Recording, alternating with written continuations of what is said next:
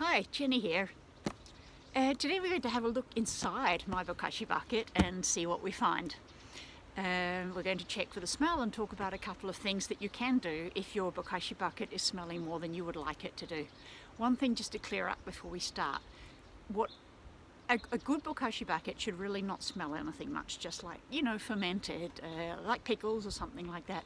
Sometimes a bucket's going to smell a little bit more than you would like it to, and there's nothing to do about it. But usually there's a few things that you can do to fix it, so it's not going to be an issue. The main thing is that whatever happens is still going to make good soil. The actual biology of that doesn't get affected by what your bucket does or doesn't smell like.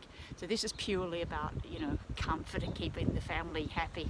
Now, these are the buckets we have in Sweden. They're really nice, actually, made in Slovenia, and they have this drainage tap on the front there and a really good airtight lid. Airtight is super important.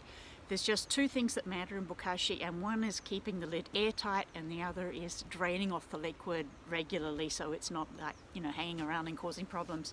So get this lid off. You can maybe see in here what's in my bucket. It was a big week for Jerusalem artichokes this week, as you can see. Some lemons, eggshells, onions. I was making soup, normal family stuff.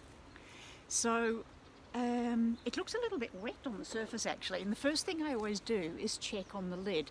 And what you can see here is some old bokashi bran, but also just a little bit of condensation, not a lot. If you get a lot of condensation on the lid, that will cause your bucket to smell. I don't know why, but the smell particles or whatever, they get caught up in these droplets. So keep that dry, and you can just, if you want, you can wipe it off, but it's a good indication that it's a little bit wet in your bucket. And what I always do in that case is grab a newspaper, put it in here, and part one, the newspaper will actually absorb the condensation, so that's quite smart.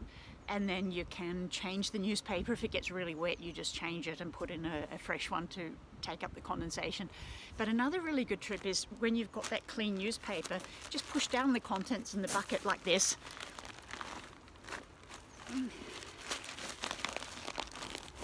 Like that, right? And